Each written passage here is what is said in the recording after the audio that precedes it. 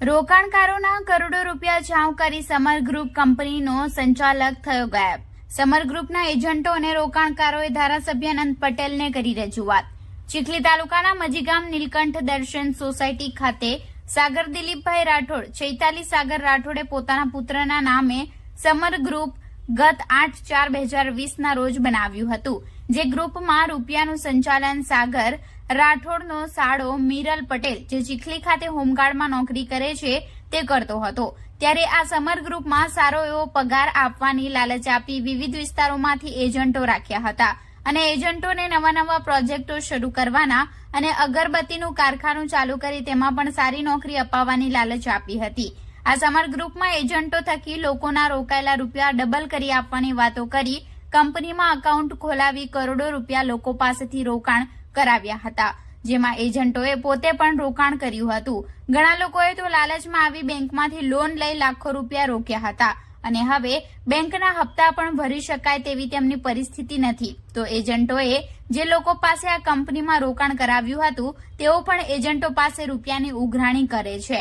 ત્યારે સમર ગ્રુપના સંચાલકોના કારણે એજન્ટો અને રોકાણકારો કે જેઓ સામાન્ય પરિવારમાંથી આવી છે તેઓની હાલત દયનીય થવા પામી છે।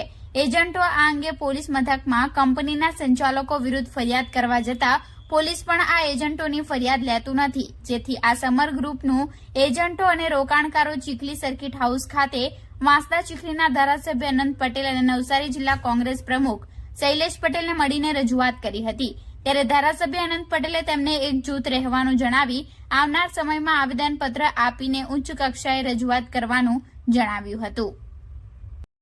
નવસારી જિલ્લાના ચીખલી તાલુકાના મજી ગામમાં સમર ગ્રુપ નામની એક ચીટ ફંડ અને ડબલ પૈસા કરી આપતી એક એજન્સીએ કામગીરી ચાલુ કરી હતી અને છેલ્લા 3-4 વર્ષથી લગભગ અહીંના નાના મોટા લોકોના પૈસા ડબલ કરી આપવાની લાલચમાં ઉઘરાવ્યા હતા।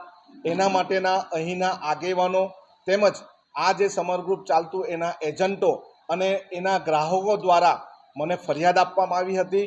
એ ફરિયાદના આધારે આવનારા દિવસોમાં અમે પોલીસ સ્ટેશનમાં ફરિયાદ અને FIR દાખલ કરવા માટે જઈશું, પરંતુ ચીટ ફંડ અને નાણાં ડબલ કરી આપવાની લાલચમાં અહીંના નાનામાં નાના લોકોની સાથે ચીટિંગ કરવામાં આવ્યું છે અને સમર ગ્રુપ ચલાવનાર સાગર એ અત્યારે અહીં નથી, પરંતુ અહીંના લોકોના પૈસા જે એમાં ફસાયા છે એ પૈસા કઢાવી આપવા માટે આવનારા દિવસોમાં અમે આવેદનપત્ર આપીશું।